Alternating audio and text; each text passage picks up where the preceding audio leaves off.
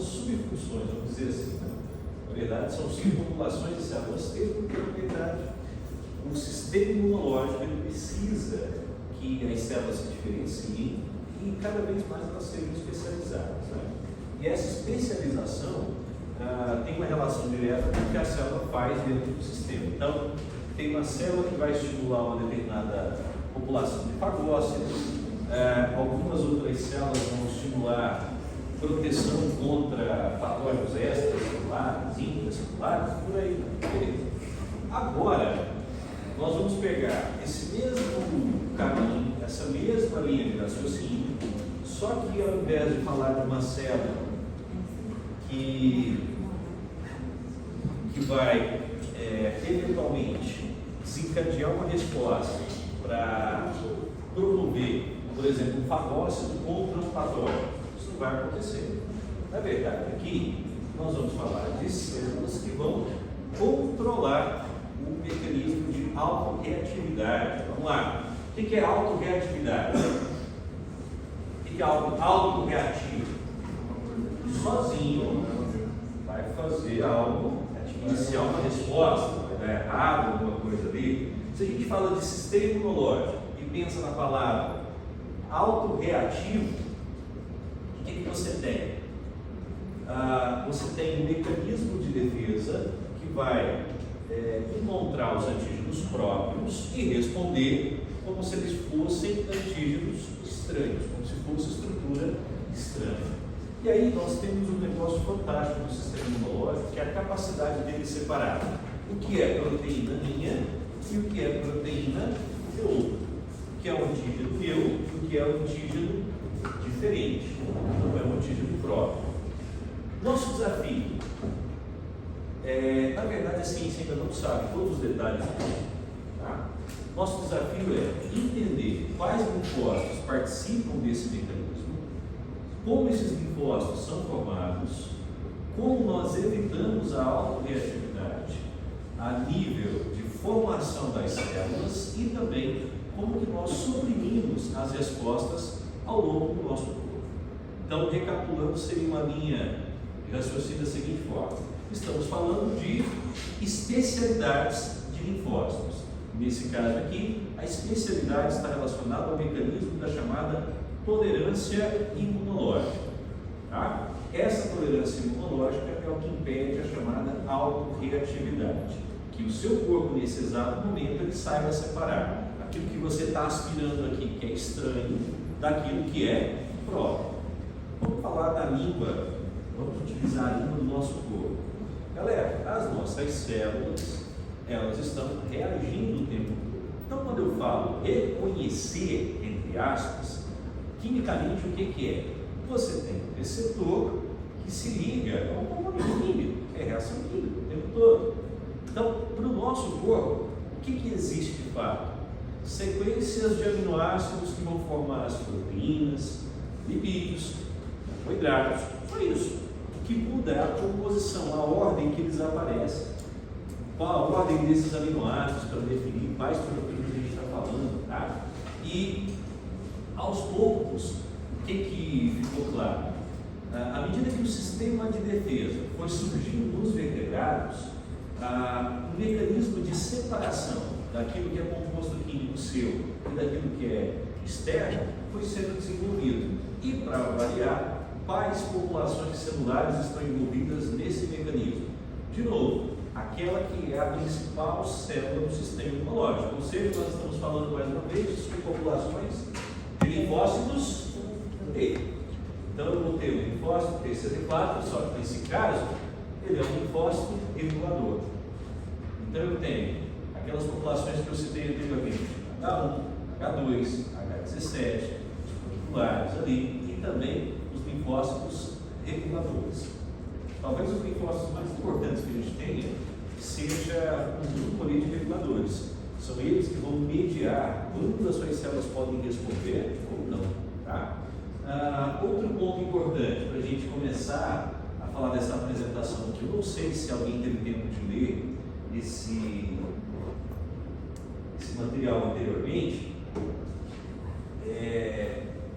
mas o seguinte, para entender o que nós estamos falando aqui, vamos precisar recordar o caminho de desenvolvimento dos linfócitos. Então, os linfócitos eles são células base lá da medula óssea e depois eu tenho as chamadas células virgens. Quando eu passo de células virgens, eu vou ter células já maduras, tá? E é justamente nessa transposição entre células virgens e células já maduras que a gente começa a falar da formação dos linfócitos reguladores, tá? Então eu tenho que lembrar onde existe a passagem de um linfócito ainda em desenvolvimento para uma célula virgem. Isso acontece onde? O desenvolvimento desse linfócito inicial acontece no tininho, certo? No órgão linfóide primário. E depois ele vai para os órgãos linfóides secundários ou os locais de inflamação, dependendo do roteiro que ele esteja inserido, tá? Então, na aula de hoje nós vamos falar essencialmente sobre a formação de linfócitos reguladores, tá? E como aqueles que não são formados como reguladores podem ser eliminados. E também quando eu tenho falha nesse mecanismo. Ou seja, se eu tenho falha na formação de linfócitos que controlam tolerância imunológica, é claro que eu vou encontrar aqui as doenças conhecidas como doenças autoimunes. Então, uma doença autoimune não basta simplesmente entender que essa doença ela tem relação com autorreatividade. Eu preciso encontrar a origem. Quando que eu tenho falha nos mecanismos de controle contra a autoimunidade? E aí a gente vai lembrar que em certos casos existem células que são resistentes à ação dos linfócitos reguladores, células que passam pelo mecanismo de controle, tá? Genes que bloqueiam o processo de maturação desses linfócitos. Então, quando eu tenho doenças autoimunes, na essência eu estou falando de erros no mecanismo de tolerância imunológica, tá? Então, resumindo, tolerância imunológica, formação de Treg e as suas consequências. Ok? Beleza? Vamos aos poucos aqui.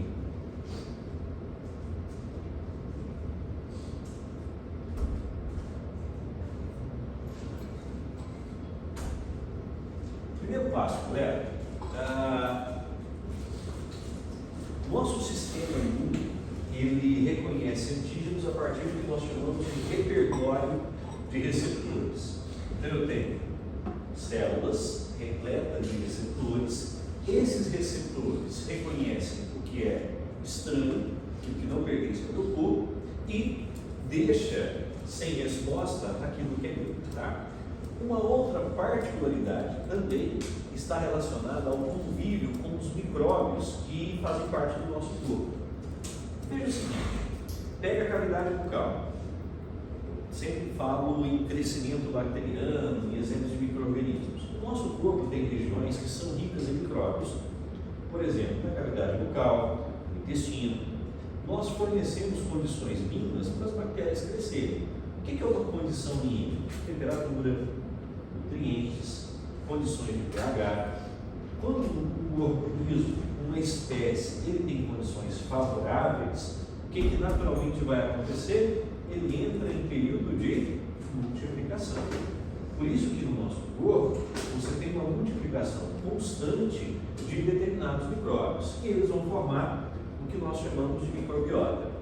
As relações desse conjunto de micro-organismos com o nosso corpo durante muito tempo foi ignorado. Mas nas últimas décadas, o que a gente percebeu? Esses micróbios, eles são extremamente necessários para a manutenção da nossa saúde. Por exemplo, tem bactérias que lá no intestino são capazes de sintetizar vitaminas. Tem micro-organismos que ocupam o espaço de patógenos. Tem micro-organismos que também emitem, entre aspas, sinais aqui, químicos, obviamente, que de uma forma ou de outra, ainda não totalmente estabelecida, pode estimular certas respostas imunológicas, protetoras. Então, o contato com os micróbios é completamente necessário. Tá? Embora, quando você tem desequilíbrio nesse papel, o que pode acontecer? Esses micro-organismos podem também trazer prejuízos. E aí vem uma pergunta. Beleza, Vamos pegar o intestino. Eu tenho uma quantidade muito grande de bactérias ali. Por que o meu sistema imunológico não reconhece essas bactérias totalmente como estranhas? E por que eu não tenho uma resposta contrária a esses patógenos de maneira intensa para trazer prejuízo para o meu corpo? Por que o meu corpo não interpreta isso como uma infecção, não vai lá e ataca esses micróbios? Não tem também os padrões moleculares associados a patógeno? Pode. Esses mecanismos são importantes, tá? Eles não deixam de ser importantes. Só que aqui nós temos uma supressão de resposta parcial contra esses micróbios. E aí nós vamos lembrar o que pode suprimir resposta. No slide anterior, na apresentação, eu já dei uma dica. Eu tenho um conjunto de células que pode impedir estruturas do meu sistema imune de reconhecerem o que é estranho. Quais células são essas? As células que regulam as respostas, os chamados linfócitos reguladores. O termo que vocês vão ver agora é o linfócito Treg. Então você tem ali linfócitos reguladores que ajudam a controlar respostas. Só isso não explica, tá? Outro ponto. Essa regulação envolve a liberação dos mediadores que são importantes. E aí você tem algumas interleucinas que são secretadas em grande quantidade e elas têm um efeito contrário àquele que seria o estímulo de defesa. São citocinas que acabam diminuindo a capacidade de resposta em determinados sítios. Então começa a fazer sentido, olha só. Tem áreas do meu corpo que são ricas em micróbios, eu tenho um equilíbrio entre o meu sistema de defesa e os micro-organismos que estão crescendo. Esse equilíbrio está baseado em presença de células reguladoras e liberação de citocinas que impedem a resposta. Tá? Como, por que, os detalhes, a gente não tem todos ainda. Outro fator, nós sabemos que as mucosas, elas também funcionam como elementos protetores, e elas funcionam em camadas. Então essas primeiras camadas que entram em contato com os agentes estranhos, elas têm ali mecanismo para evitar a entrada, mas nós não temos um mecanismo direto para potencializar uma resposta inflamatória local, a não ser que você tenha um patógeno provocando dano ali, tá? Lembrando para todo mundo acompanhar o que eu estou citando aqui de exemplo para ninguém ficar perdido. Pensa no intestino, pensa na quantidade de bactéria que eu tenho ali, certo? E pensa na seguinte pergunta: por que meu corpo não está provocando uma inflamação constantemente nesse local? Ok? E aí o que vai responder isso? Presença de células reguladoras, a própria estrutura natural de arquitetura das barreiras mucosas, tá? A presença de citocinas que controlam essas respostas, ok? E também o tipo de micro-organismo que faz a composição dessa microbiota. Então tem algumas espécies que quando aparecem em grande quantidade, elas são benéficas ao organismo, tá? Um detalhe, vou fazer uma observação aqui. Estou dizendo que esses micro-organismos, eles não são atacados se eles ficarem nesse espaço, nessa condição, certo? Se você ficar internado numa UTI por 30 dias, e aí tomando antibiótico, você diminui a quantidade de certos micro-organismos, e bactérias como essas conseguem ultrapassar essa barreira e chegam até o sangue. Vou ter problema? Vai. Então, faça o recorte. Os micro-organismos, abre aspas, são parcialmente tolerados, de acordo com uma soma de fatores: a estrutura da mucosa, a presença e liberação de citocinas que controlam essa capacidade de responder, a ação de células reguladoras, e isso faz com que a gente possa viver em harmonia com uma quantidade muito grande de micro-organismos. E aí vem aquilo que é o papel protetor. Os sinais químicos antigênicos que a gente recebe desencadeiam estímulos favoráveis ao sistema imune, a liberação de substâncias que são favoráveis à nossa manutenção das características básicas, funcionais do metabolismo, tá? E o mais importante de tudo, a presença de certos micro-organismos é fundamental para evitar a entrada de patógenos, ok? Vamos dar um exemplo aqui de patógenos que poderiam entrar e fixar esse intestino nosso. Por exemplo, Vou pegar uma bactéria como a Escherichia coli patogênica. Eu tenho uma Escherichia coli, é uma bactéria comum, só que eventualmente eu tenho fenótipos dela, na verdade, cepas que são geneticamente diferentes. E essas cepas geneticamente diferentes produzem outras proteínas que aquelas que já estão ali no meu corpo não produzem. O que elas fazem? Produzem toxinas e causam dano. Provocando dano, o meu organismo vai responder e eu tenho inflamação local. Tá? Um outro exemplo. Para algumas pessoas, eu tenho falha nesses mecanismos de proteção imunológica lá nas mucosas. E tem pessoas que são vulneráveis a protozoários intestinais. Aí o protozoário intestinal, ele pode sim se fixar essas mucosas e provocar uma inflamação no intestino. Tá? Exemplo de protozoário que pode provocar isso. Eu tenho espécie de ameba. Tá? Tem uma ameba, você ingere os cistos dela por meio da alimentação, da água, ela se fixa lá no intestino e ela provoca uma inflamação intensa. O nosso corpo reconhece de forma estranha e começa a atacar. Essa ameba, esse protozoário, pode provocar necrose em alguns pontos. E aí o indivíduo vai ter fezes com sangramento, vai ter dor, então tem uma série de problemas por conta da fixação de um protozoário em uma área onde ele não deveria estar. Ok? Então, fechando o raciocínio, nós conseguimos conviver de forma harmônica com vários e vários agentes estranhos, tá? Principalmente aqueles que formam a chamada microbiota. Ok? Bom, seguindo essa linha de trabalho, raciocínio, vamos pensar também nos nossos autoantígenos. Vamos lá. Os autoantígenos são reconhecidos pelo meu sistema imune? São. O que acontece? Qual que é a diferença? É que a célula reconhece o autoantígeno, mas ela não é capaz de desencadear uma resposta contra ele. Então, nós reconhecemos os autoantígenos? Reconhecemos. Respondemos contra eles? Não. Por que isso acontece? Quando eu falei para vocês da apresentação de antígenos, eu estava falando de células apresentadoras que levam antígenos para linfócitos, ok? Eu tenho o estímulo por parte do NHC e tem outro detalhezinho. Só a apresentação via NHC não é capaz de provocar resposta. Eu tenho o chamado coestimulador, que também é molécula de superfície. Então, para um linfócito responder, eu preciso de duas coisas: o coestimulador e o contato via NHC. Se eu não tiver isso, tem resposta? Não. Então, o que acontece aqui? Essas células que não respondem é porque esse linfócito, ele se conecta ao antígeno próprio, só que ele se conecta sem o estímulo desse chamado coestimulador, esse correceptor. Ok? Então não vai ter uma resposta protetora. Não necessariamente protetora, vai ter uma resposta contra os autoantígenos. Então, as células apresentadoras de antígenos, elas mostram para as nossas células tanto antígenos próprios quanto antígenos estranhos. Quantos sinais eu tenho quando o antígeno é próprio? 1. Quantos sinais eu tenho quando o antígeno é estranho? 2. Um sinal, não tem resposta. 2 sinais, eu tenho resposta. Quais são os sinais?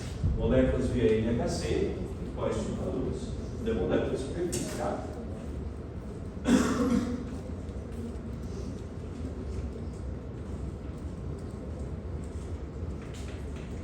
Seguindo.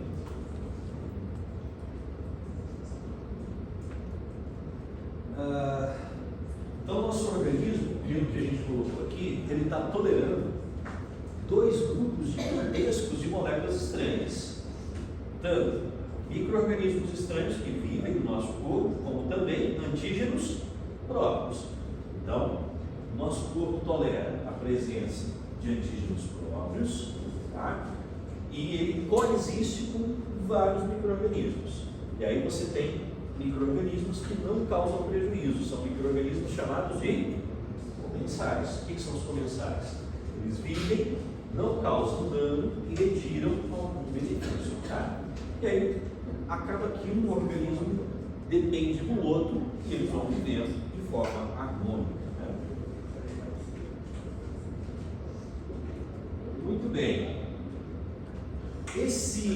essa tolerância a micro-organismos, tanto na pele quanto no intestino principal, nos leva a pensar nos tipos de relações que são estabelecidas. Então é assim, quando eu falo dos micro-organismos que vivem no nosso corpo, antigamente nós chamávamos isso de flora microbiana, certo?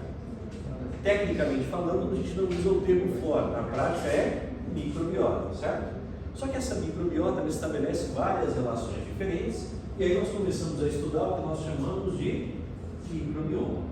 Um estudo longo, envolvendo vários países, pesquisadores de todos os lugares, foi desenvolvido nos últimos anos para tentar entender um pouquinho dessas relações. Aqui eu tenho um dado que pode ser significativo.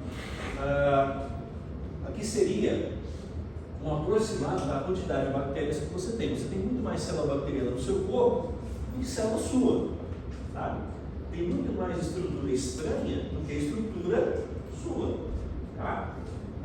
O exemplo que nós temos, principal, está relacionado ao intestino e também aos estímulos que vêm a partir desse ponto, ok? Resumindo até aqui, para a célula responder, eu preciso de apresentação de antígenos, eu não respondo a antígenos próprios porque eu tenho regulação, eu não respondo aos micro-organismos que vivem no meu corpo, porque eu também consigo controlar isso, então vou coexistindo, beleza? Outro fator, quando eu tenho erros em algum ponto desse, principalmente na regulação contra os autoantígenos, nós vamos falar em doenças autoimunes. E em muitos casos, as doenças autoimunes começam quando o seu corpo faz uma interpretação cruzada de antígenos. Ele entra em contato com o antígeno bacteriano, por exemplo, e passa a atacar um autoantígeno seu. Então ele reconheceu um antígeno, mas ele começa a produzir uma resposta contra outra. Tá? Essa resposta cruzada muitas vezes é prejudicial. Para ilustrar isso que eu estou falando, tem um videozinho aqui, uma reportagem da BBC, vai intercalando uma fala de um médico. A fala dele simula um pouco para o público em geral, mas passa para a gente um pouquinho da importância dessas relações que são estabelecidas entre o nosso corpo e o ambiente, entre o nosso corpo e os micróbios que vivem nele, e assim por diante. Deixa eu ver se vai rodar aqui.